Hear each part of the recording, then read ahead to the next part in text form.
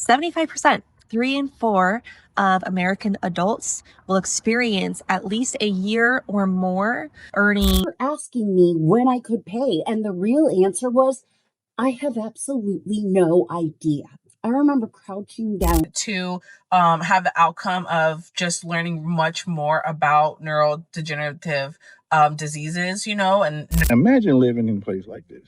You and your kids would afford the opportunity to grow up in this environment. And you tell me.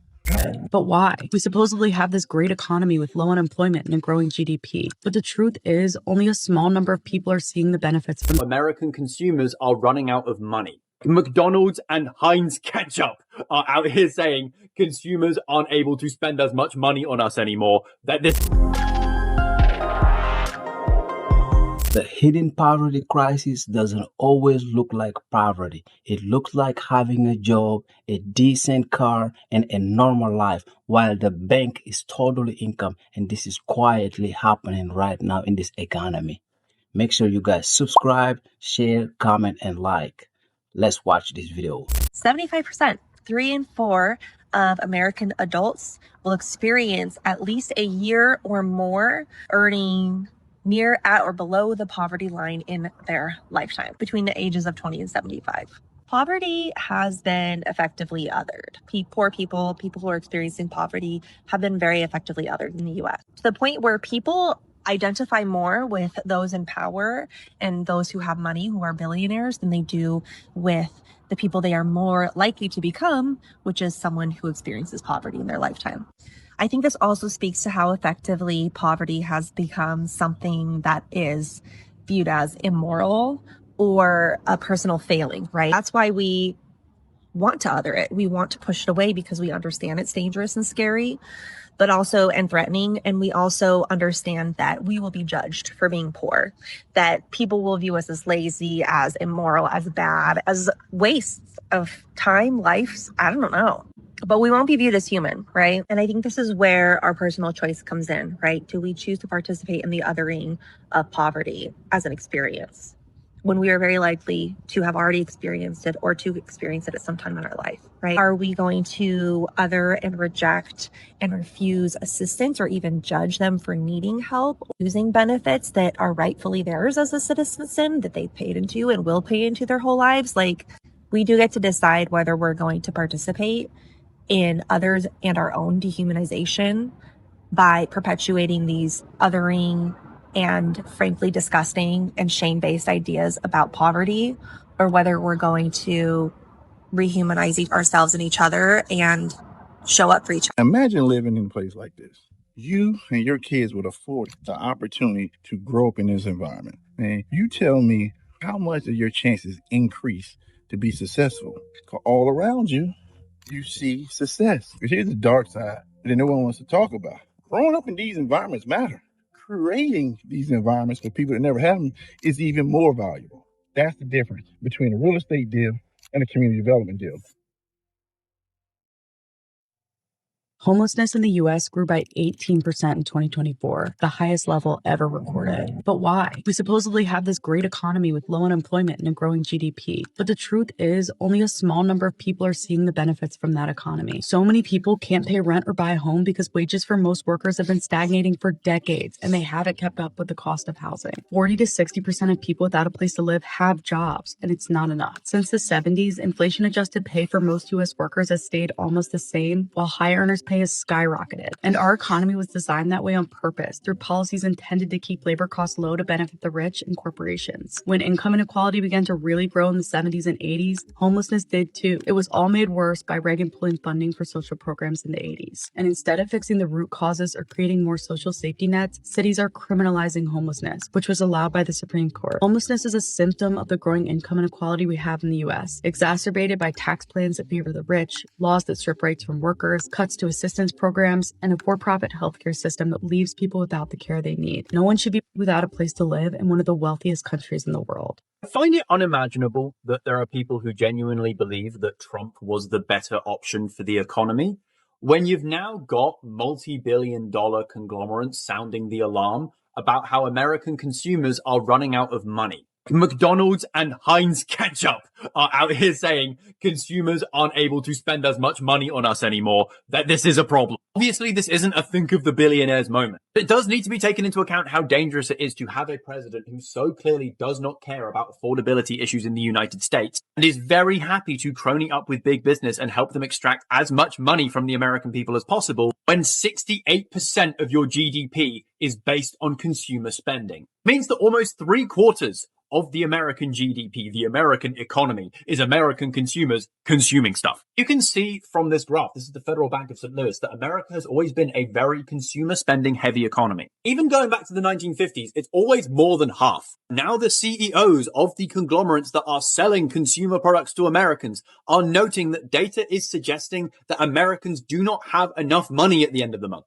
Consumption is dropping as consumers are having to dip into their savings to make ends meet. Contractions in consumer spending are on line with recession indicators, which kind of implies that the only thing keeping the United States out of a recession right now is AI data center infrastructure spending, which is not doing anything for anyone. Despite the AI bubble propping up the American economy, half of American consumers are struggling to make ends meet. They are struggling with groceries. They are struggling with gas. While Trump makes abundantly clear that he does not give a monkeys about Americans struggling in what can only be described as a gilded cage economy. Like, yes, those additional 15 billion data centers across Texas and Ohio are adding another 0.2% GDP growth at the end of this quarter. If consumer spending makes up the vast majority of your economy, of your GDP, consumer spending is stuttering because no one has any money, that is not a very good sign of things to come. In the economy that Donald Trump has created, even billionaires and mega corporations are going to have trouble, because what do you do when all of the consumers that you're trying to leech money from don't have any more money? Almost like affordability is a serious issue and Donald Trump is a moron for discounting it. It's my opinion. Follow for more.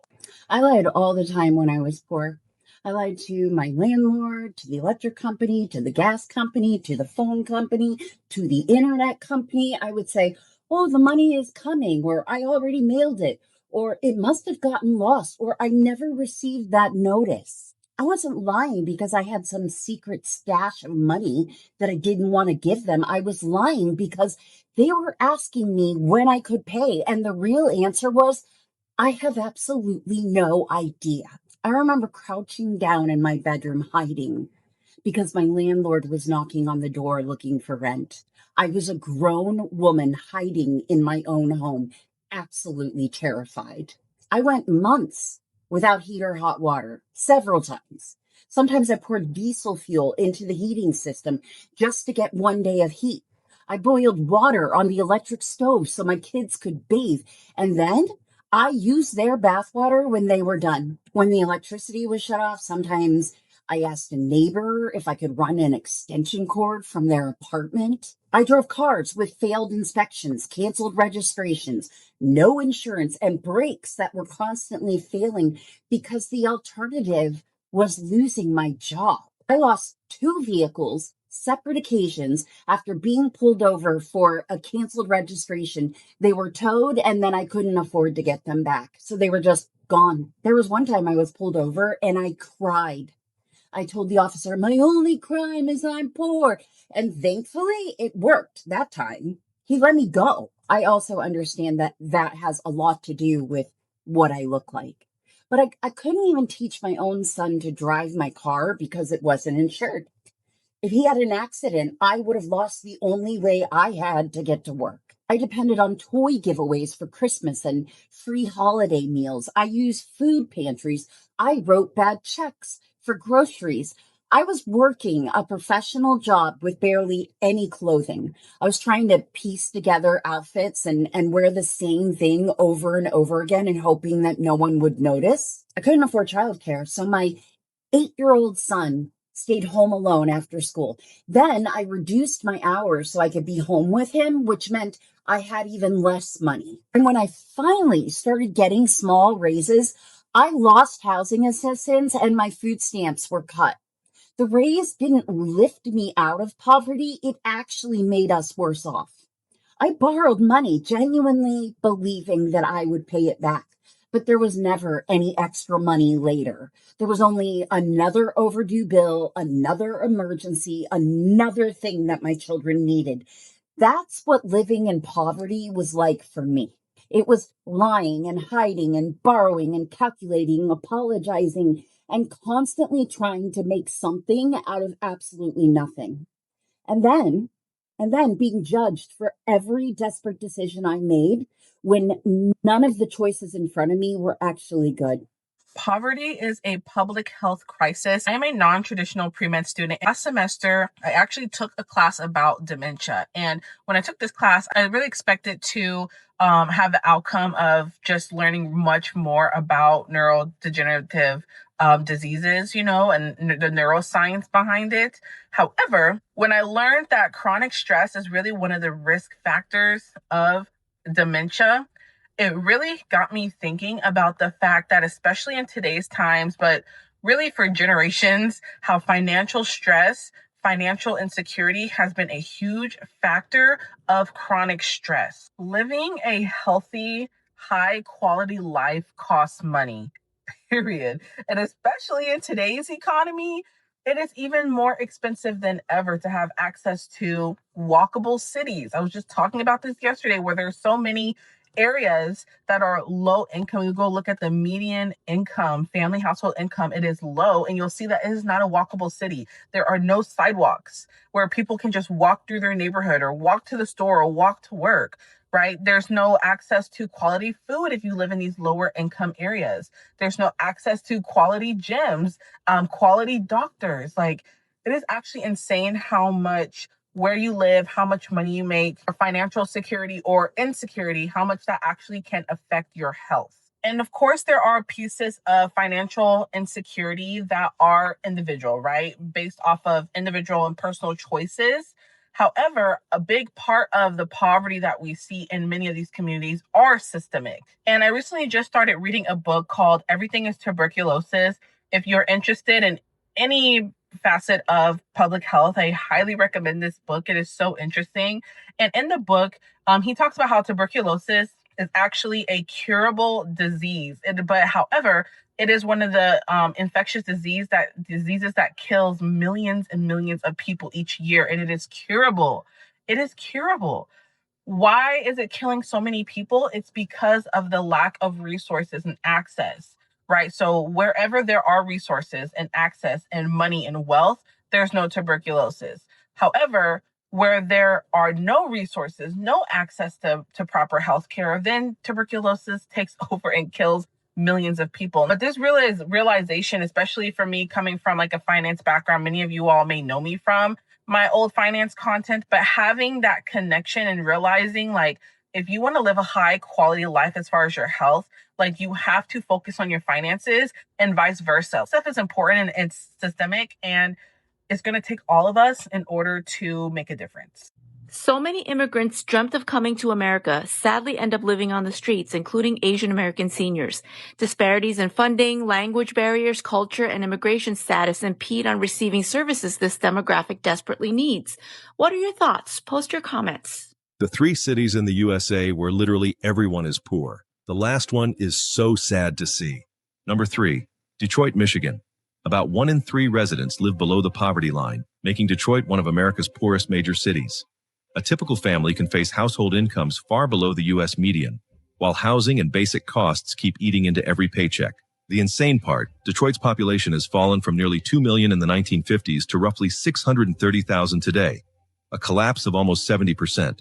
Even with billions invested in rebuilding, entire neighborhoods still struggle with abandoned homes and extremely low household wealth. Number 2, Cleveland, Ohio.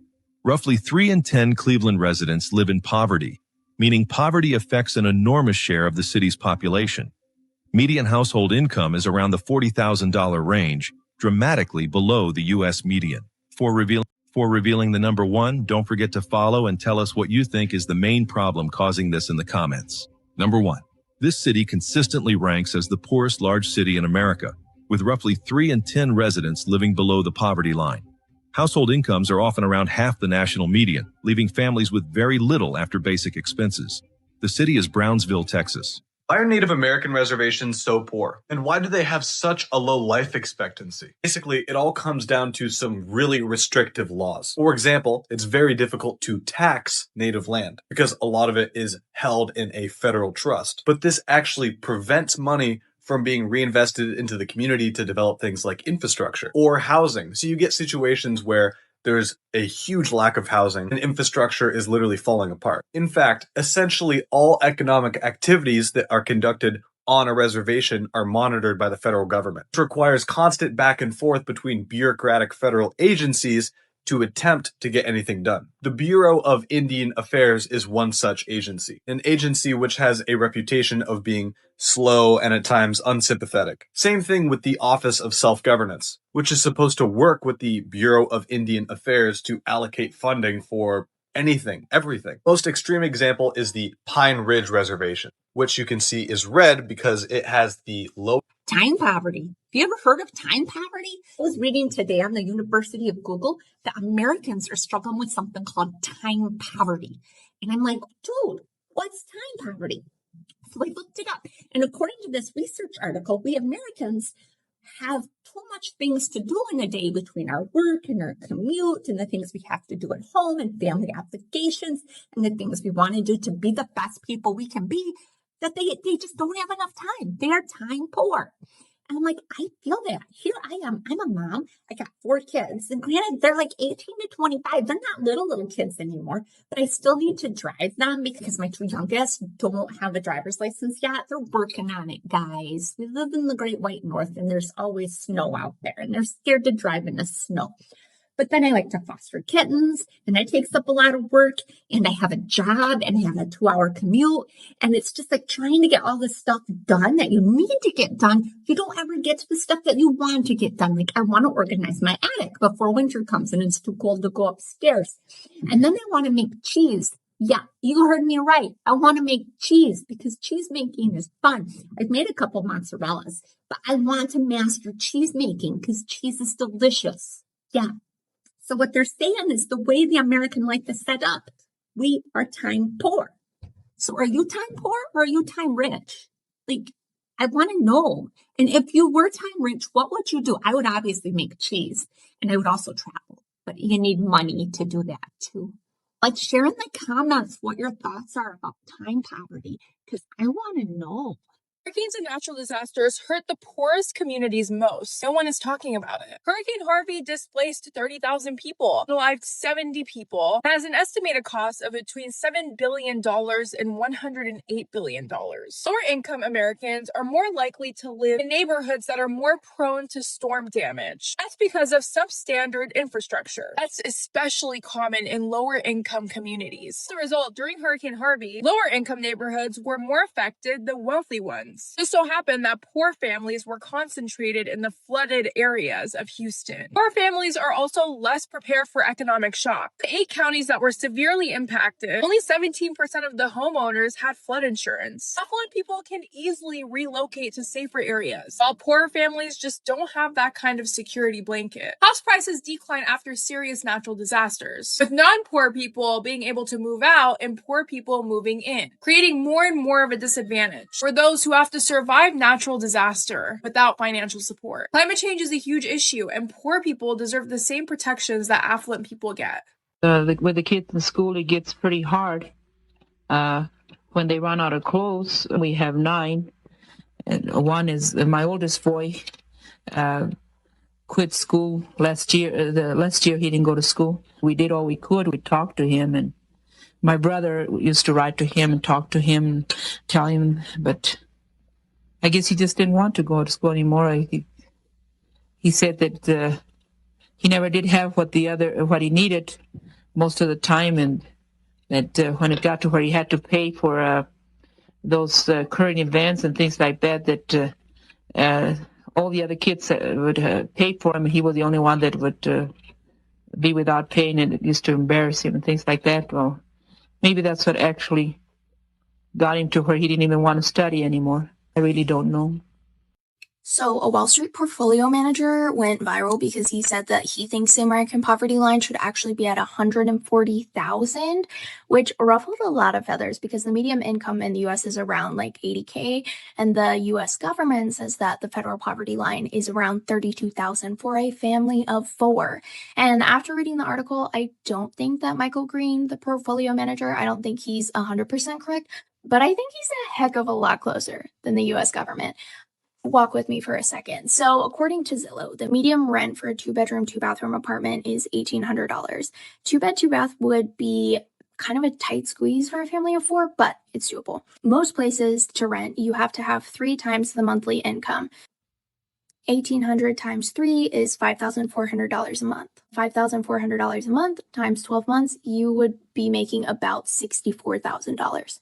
So, you're telling me to be able to afford a 2-bed, 2-bath apartment to rent, you have to be making $64,000.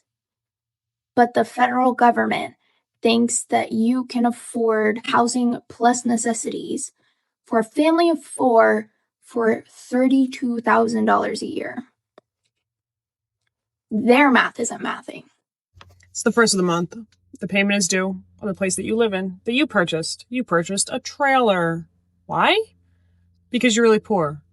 And poor people typically live in trailers. Your payment? $1,460 a month. Your bank account? Negative $35. Why? Your Goldman Sachs card paid the minimum payment of $90 a day late. Second comes around. Your bank account? Negative $55. Why? Your bank? They charge you $20 in overdraft, making your account, which is already negative, more negative. You haven't been paid in 3 weeks because your boss forgot to pay you again. You tried looking for another job. No one will hire you. Why? You don't have enough experience. How are you supposed to get experience? No one will hire you. So you stay at the job where you make less than $400 a week after taxes. But you haven't been paid in 3 weeks. Third, yeah, your car insurance is due. You pay $298 a month on 2 trucks that you own, make no payment on, that you bought outright. Yeah, they're 20 years old, each over 20 years old.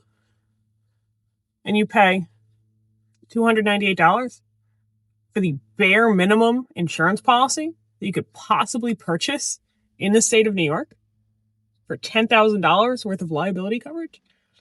And it's still $298 a month. You start getting bills in the mail. Propane, water, sewer, electric, Wi-Fi. The people that provide you Wi-Fi? Yeah, they're sending you letters. What do the letters say? If you don't start making payments, we're going to shut off your service. But you are making payments, but apparently it's not enough. Then your credit card bills start coming. You have $10,000 worth of credit card debt. You don't see a way out. Interest rate on all those cards? Between 29 and 31%. Because you're young. And there's no cap on interest rates on credit cards. So they can rape you as much as they want to. Most of those credit cards, maxed out. Why? Because you make less than $400 a week. And sometimes those credit cards, the only thing keeping you fed, the only thing keeping fuel in your vehicles so you can go to work just to not get paid. There's no food in your house right now because you haven't been paid in 3 weeks. And your credit cards, those bills, the numbers on there, too fucking high. So you don't buy food, and you haven't bought food in 3 weeks. What'd you eat yesterday? Stale pita crackers. What'd you eat for dinner? Alcohol and flour. Why? Because if you're on alcohol and flour, you're not thinking about the fact that you haven't been paid in 3 weeks. and that you're in $10,000 of debt and you can't make the payments on the place that you get drunk and high in? Health insurance? You had health insurance at your last job for 3 months. You paid almost $500 in those 3 months, but you never used your health insurance once. And now you think you might need health insurance because you're starting to notice some problems, probably related to the fact that you're not eating anything because you can't afford to eat anything. So you ask the state, hey, can I get some free or reduced cost health insurance? The state? They say, no. You make too much money. You'll be fine. You make less than $400 a week. You haven't been paid in 3 weeks. So you can't see a doctor. Even though it feels like your insides trying to turn themselves inside out. That's how bad it hurts. Credit card bills are due again. The statements, they keep going up. But you keep making payments. Why? Interest.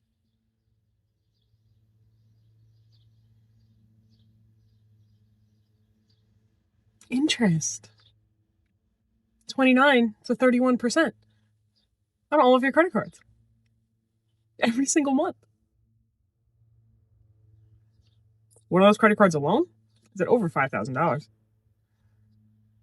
The only thing that's on that credit card is repairs to both of your 20-year-old vehicles. Just so they can pass New York State inspection. No mechanical issues, just to pass New York State inspection.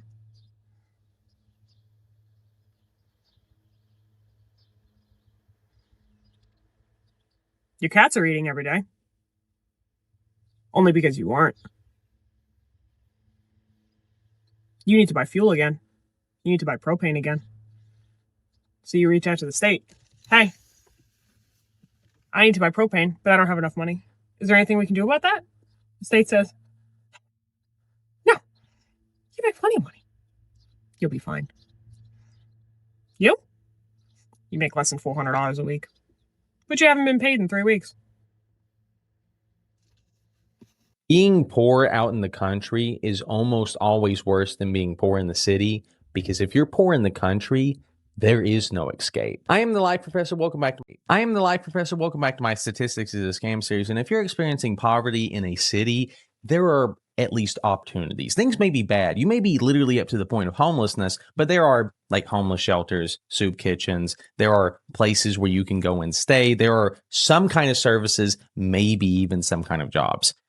If you are in that kind of situation, if you are homeless in the country, brother, you are in danger. There is often literally no resources for anybody doing anything. There is no food donation places. There is nothing. There's no low-income housing. And if you get in bad relations with the one factory and the restaurants in town, you don't even have the opportunity to go to work. And I know I keep coming back to the car thing on this channel, but I'm serious. If you don't have a car, you literally can't even escape, much less drive to work. The reason why you don't see homeless people by and large out in the country is, how are they going to survive here? Like, who are they going to even panhandle from? Much less, where are you going to sleep at night? You're going to set your tent up on somebody's property? You do that, you would just be praying that it was the Mothman that came and got you. It's not just people who are pushed to the extreme ends of poverty either, even for working class people. If you live in a town that has one factory and that one factory closes down, there is no longer any economic reason or any reason whatsoever for any human to reside in that town. And if you want to see an entire region of the country full of people who live that life, go to the Appalachia, go to the Rust Belt and look into the eyes of the people there and see that hope left generations ago, because there's no reason for them to be there anymore. And they can't escape because they don't have the money to. I am certainly not saying that being poor in a city is not bad. It is. All I'm saying is that people talk about ghost towns, but the really scary ones still have people that live in them. all for more stuff that you can't stop thinking about. They love to say break the generational curse, as if we all have a trust fund hiding under our bed. Breaking generational poverty sounds cute until you realize you're doing it alone. No inheritance, no safety net, no help whatsoever. Just you with student loans, rent due, and gas at $4.29 a gallon. You cannot build wealth when survival is eating up every dollar. And the worst part, people will look at you crazy, like you failed. But they don't ask why your grandma didn't own land, why your mama had to choose between the light bill and the groceries, why you were the first person to even know what a Roth IRA is. Come on now. See, this is the truth. We didn't start on level 1. Most of us started in the negatives, and we've been climbing ever since, trying to build something out of scraps. So don't let nobody shame you for struggling, especially when you're out here doing what they never had the courage or the burden to do. Poverty in New York don't look like poverty. Yo, why poverty in New York looks so different? Like, I remember being a kid and just being confused. Like, as a child, I used to deadass be mad at my mother, not understanding, like, yo, how we live in a house, but, like, I can't get the new Montclair. Like, but my friend live in the projects. He got the new Jordans, the new Montclair, the new True Religions, the new, like, yo, when you live, once you go out of state, you realize that, like, poverty is real. In New York, poverty is unique. Like, I went to university at Buffalo, upstate, before I dropped out. Now I remember, like, being up there and being like, nah, this is what being poor really look like. Like, niggas ain't had doors on their crib. Niggas had on shacks with jeans. You feel me? But, like, in New York, niggas will be broke in $1,000 outfit. Niggas will have Balenciaga sneakers on and had no money for their Metro card. Like, why are we so sick in the head? Like, why I gotta eat Frank and beans for dinner, but you gonna give me the new Jordans on Friday? Like, why is it fly over full? Like, I don't get it, Mo. It took me getting older and realizing, like, yo, my parents just had good priorities. And that's why I couldn't get shit as a child to, like, forgive my parents for all the shit I didn't get. Yo, I remember, like, yo, I live in a house. My man's live in a Jack. And he got a Montclair and a Biggie. And I had a Timberland bubble, nigga. A Timberland bubble. Like, niggas flamed me for weeks for my Timberland bubble. That shit was $14. $14 Timberland bubble. And my man's, who, yo, growing up in New York, poverty just don't look the same. Like, niggas will be sleeping on the floor in a Mary's. All right, that's just my thought of the day. Charging Negroes more than 20%? There's no way anyone can get out from under that. If your bank wasn't legally prohibited from lending to Negroes, you do the same. Within reason. 6%, fellas, huh? Let's get this done. The city will approve any new Southland Trust development in East Compton once all the original owners have sold. Not a given. Tell me my fucking business. Chicago, Baltimore, Lansing, Oakland, Seattle. Now that was foresight. Move just one black family into a decent white neighborhood, and the other homeowners will throw money at you faster than you can count it. Negroes aren't stupid. Given a choice, even they don't want to live among other Negroes. Nothing more American than people willingly paying double for something they can't afford in the first place. And what happens once they realize they have been swindled? Well, you could always ask Miss Coyster if you could borrow a sanitary napkin. If they make their mortgage payments, we win. If they default, we win. Oh, you pray they miss their nut, and then you put those houses right back on the market. At another markup. And by this time, it's an all-Negro neighborhood. An entire... Oh, but children don't know that they're poor. Don't know who told you that lie.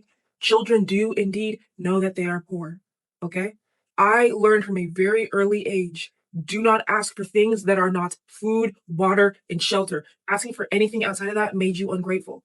Children are very perceptive, and they will see other children with more and wonder why they have less. I knew from a very early age, do not ask for a $5 toy at the grocery store. It does not matter that it is only $5. That is $5 we did not have to spend on a toy. I knew from a very early age, do not ask for money for the Scholastic Book Fair. That is not a necessity.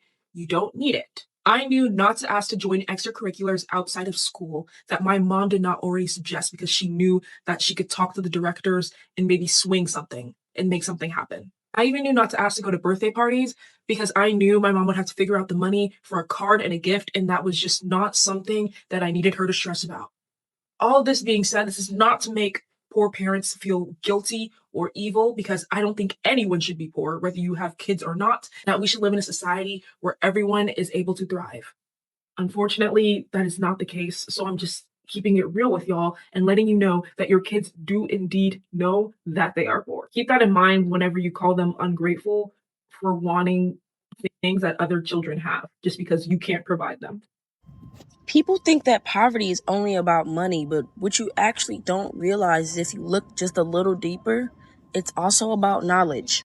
If nobody teaches you how to communicate, how to emotionally regulate, how to resolve conflict, how to build healthy relationships, if nobody teaches you how systems work or how to critically think, those gaps don't just magically disappear when you turn 18. They affect your jobs, your relationships, your mental health, your confidence, and even your decision-making skills. And then people automatically jump to judging the outcome of your life without looking at the things you were taught and how you were raised and what knowledge you accumulated before you got to the age of adulthood. Public school education not teaching us life skills contributes to cycles of poverty. The way our education system is set up today contributes to the large cycles of poverty, intergenerational transmission of poverty, to be exact. Y'all don't find that alarming? Are y'all catching the drift right here? Do y'all see the problem?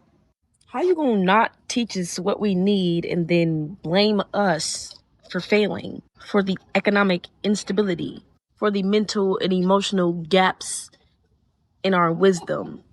Now, don't get me wrong, at a certain point, you do have to take back control of your life, get the fuck up and go learn that shit so that you can teach future generations. But we shouldn't have to do that in the first place because it should have been taught to us. We shouldn't have to teach ourselves. Do you get what I'm saying? We shouldn't have to learn these skills through life itself. It should be taught to us so that we don't have to go through that struggle. You know how much farther we would be if they just taught that shit in school instead of us having to get up and go teach it ourselves? They're literally teaching us how to be self-starters, which is not, I guess, bad, but also, please, this pull yourself up by your bootstraps mentality needs to go. We're worthy of ease, community, softness. Every time this comes up, I want to talk about it because I find this so interesting how so many people don't understand that you can't budget yourself out of poverty. Being poor is more expensive than being wealthy. Not just because of the by volume money you have to spend, the percentage of your income that you have to spend, but the things you buy are actually more expensive per product.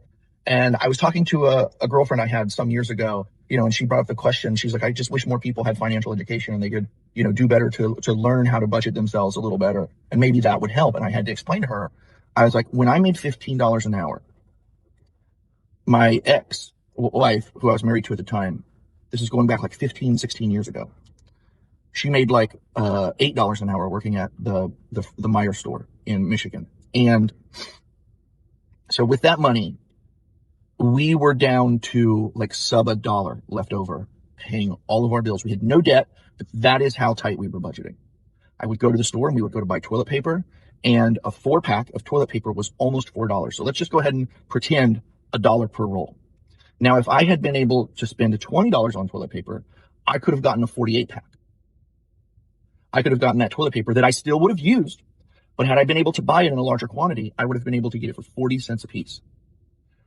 So much of the things that poor people engage in are because they literally cannot afford the more expensive option. Another fantastic example, and if you've been with me for a long time, you've heard this. When that same time frame, we were having to go to the laundromat to wash our clothes.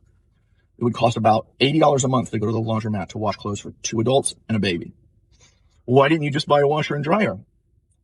When you're budgeting down to the penny, you can't afford to just go spend $200 on a used washer and dryer. Now, when I got a raise, When I got a raise, I went from $15 an hour to $25 an hour. My paychecks were substantially bigger. And the first thing I did was go buy a washer and dryer. Now that washer and dryer paid for itself in 2 months. We're paying $80 a month. It essentially paid for itself in 2 months. Now, every single month moving forward after those first 2 months, I have access to an additional $80 in my bank account that I didn't have before. You throw the toilet paper on there, over that, like, just those two little things, it's $84 a month that I now have access to that I didn't have access to before because I had the financial power to make the smarter financial decision. When you are poor, you do not have access to this power. And that's just two little baby examples. When you're poor, you know, and you guys have made it this far. I want to know what other examples, like these are my two favorites because they apply to me, but I want to know like other examples that you've seen like this. Well, you may not like this, but the fact is that bringing a child into poverty is more cruel than abortion. Do whatever you want to do, but that's a fact that you're not gonna do whatever you want to do, but that's a fact that you're not gonna refute. Do you want to see how the wealthy actually talk about the poor? Let's take a look at a conversation that occurred between John Taffer and Laura Ingraham. Keep in mind that John Taffer is worth $14 million and Laura Ingraham is worth $40 million. What if we gave that additional unemployment benefits to employers to incentivize people to go to work? Well, what if we just cut off the unemployment? I mean, hunger is a pretty powerful thing. I don't mean physical hunger because people who truly are in need help. I'm talking about people who can work but refuse to work. John, I want to ask you though about this idea of work-life balance. Have we taken that a step too far when you think of, well, a lot of the millennials talking about, I need time for self-care. I don't know why I'm harping on that tonight, but the whole self-care movement is a little, I mean, my mother is not with us anymore, but she worked by the time she was 12 during the Depression. If she heard the self-care thing, I think her head would explode. I think that's right. I have a friend in the military who trains military dogs, Laura, and they only feed a military dog at night because a hungry dog is an obedient dog. Well, if we're not causing people to be hungry to work, then we're providing them with all the meals they need sitting at home. So let's break this down. First, Laura suggests that they should cut off unemployment altogether because being hungry is a good motivator. And even though she's quick to correct that she doesn't mean physical hunger, I don't believe that, and I'll get into why as we're breaking this down.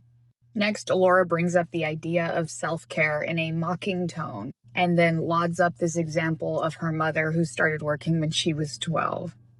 Because that's what they want. Trust me, the wealthy would be dying to employ your children if child labor were still legal. Not to mention that the idea that you should take care of yourself to them is laughable. You exist to work. Didn't you get the memo? And next, John Taffer talks about how when you train military dogs, you have to keep them physically hungry, and compares the poor to dogs who should be allowed to starve so that they'll go out and work. Which is why I don't believe Laura Ingraham's statement that she's not talking about physical hunger. And this whole conversation is predicated on this idea that Laura put out at the beginning of this clip saying that, people who can work but don't. It's just this fake idea that people have been putting out there for decades that the majority of people on unemployment or on welfare are people that are completely capable of working but choose not to. Even though the standards for qualifying for unemployment are incredibly high. These wealthy people don't give a crap about you and would rather see you starve to death if you're not able to work toward their bottom line. We need to stop protecting them. We need to stop defending them. And we need to stop voting against our own best interest to further their wealth. I don't know if I'm the only one who thinks this, but poor people is a man-made condition. It's a man-made societal thing. Poor people. It's not natural. We're not naturally supposed to all we're not naturally supposed to have a middle class, poor class. It's a man-made problem. And what sucks is as the years go on, more and more people are poor and homeless and are starving. And it just sucks. But yeah, it's a man-made issue. I'm going to be showing you things in my apartment that just make sense as a family of two living slightly below the poverty line. Cracks in every wall. Literally every wall. Literally mean cracks in every wall. No matter how hard you try, there will always be stains in your bathtub. Loose light filters. Flooring that is uneven and randomly stops. And extremely low ceilings. I am 5'1.5". Wood that was rotting and just covered up. Holes in your walls. Again, just stains everywhere. As you can see, the wood is just completely disconnected. The cabinets obviously have a lot of holes in them, which feels really dirty to me, so I don't actually store my food in there. Instead, I have a shoe rack that I set up that I just put all of my pantry items in, like this. But here's how it also looks. Take a step back, you get a little bit of a better perspective. The bathroom can also look like this. Sure, it has cracks, but again, you make do with what you have. Just don't look too closely. Why don't young Indigenous people just move to the city where there's more opportunity? Why do they choose to live on an isolated, rundown reserve? Are they lazy? I've heard people say that when discussing poverty and infrastructure problems in remote First Nations communities in Canada. Many Indigenous communities are not struggling because people are choosing isolation. The isolation was historically created through government policy. The Indian Act heavily restricted economic development, land ownership structures, mobility, and access to generational wealth for decades. And the effects of this do not disappear overnight. Just like the long-term impacts of segregation and institutional exclusion in the American South, systemic barriers ripple across generations. That is how structural poverty works. Also, reserves are not just pieces of land. They are one of the few places where First Nations culture, language, and spiritual practices take place. For many Indigenous families, leaving is not comparable to taking a better job in another city. It can feel more like being pushed away from language, identity, ancestry, and community ties that survived colonization itself. A country that publicly celebrates Indigenous culture still expects Indigenous communities to abandon their land to access opportunities most Canadians take for granted. Here's where I agree with rural communities who feel abandoned. These people should not have to move to the city to get a job. The government should be meeting people where they are and creating opportunities in those communities. I wrote an article about this. Click the link in my bio to read the full article and join our free Substack community, because I want to hear what you think about all of this.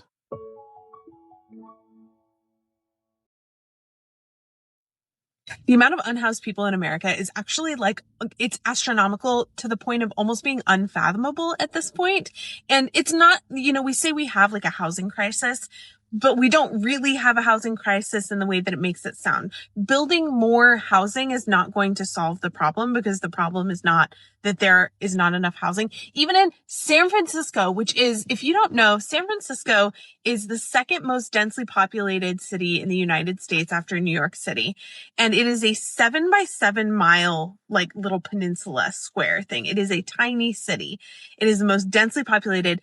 In 2021, at the end of 2021, there were 60,000 vacant units. And the reason that nobody can afford to rent those units is because the majority of housing is getting bought up by private equity firms and then rented out for costs that are completely inaccessible to the majority of the population. There's a very real argument to be made that we are no longer living in capitalism anymore. We are living in tech feudalism. I'm definitely not an expert in this area, but there's a creator who has really well thought out video essays on a lot of related topics. She talks about economics in the United States and how it affects culture and vice versa. And she's well documented, well cited, and just well explained. I'm going to tag one of her videos below. Being exposed to the amount of unhoused people in these major metro areas that I have spent most of my life in, like Seattle, Portland, and San Francisco, is nothing new to me. Before I even had a car, when I was just using public transportation to get around, in order to exist in a major metropolitan area like this, you just are constantly wading through communities of unhoused people. It's gotten more and more kind of gnarly and bleak over the years as the opioid and fentanyl crises have skyrocketed and taken over these communities, and in many ways are actively creating these communities. But what I wasn't expecting was noticing, now that I do spend a lot of my time living just out of my car, how many other people are doing that. Like, you are correct that there are a ton of people living out of their car. And I didn't start to notice this until I was outside of these major metro areas and instead in places that are a little bit easier to kind of like actively live out of your car from. So I do a lot of traveling up and down the West Coast, and I will stop and sleep at different rest areas, at places that are for truck drivers, etc. And if I stay in the same place for a couple nights in a row or return to the same place, I'll start to notice the same vehicles and the same people and realize that those people are also living out of their cars. The number of people I know in my personal life who are actively making this transition to living out of their car is wild. And, you know, it's interesting because this has happened alongside the explosion of like van life, which is something that is really only usually accessible to the van life that we see on the internet is mostly just accessible to people with a lot of money. And so it's really interesting to see like the rise of van life as a popular choice to make, and the rise of people being forced to move into their cars as their main source of shelter. The other two things you mentioned, I talk more about in other videos, but just to briefly touch on it, we also have to have an address for a lot of things, and you just pick someone's address and use it, hopefully someone that you know. And there's also things like remote mailboxes, but for certain things, you do have to have a residential address. And there is decent public transportation in most major metropolitan areas, which granted is not most of the US. Most of the US is like farmland, small towns, wilderness, not these major metro areas. But even in those major metro areas, relying on public transportation if you are unhoused is not a good plan. It really is not a good plan. Public transportation does not provide storage, overnight shelter, all these things that are required to survive and make it safely if you do lose your housing. If you are a person living in a low-income neighborhood with children going to school and that public school provided, you need to lock in. Especially if you are the parent of a migrant child or a child who does not fully speak English, a child who has different educational standards than what it is that they're learning here, please pay attention. Go home and ask your child what it was they learned today. Ask your child what they're doing in class. Go to their teachers and talk to them. Yes, I understand you're busy, you don't got the time. Find the time. Make the time. As much as food and shelter is a priority, education is also a priority. And I am telling you this because I worked with these kids. I worked with your kids, okay? They're incapable of doing basic arithmetic. And when I say incapable, I mean seniors in high school, people getting ready to go to college who cannot do 2 subtracted by 2. This is a real life example.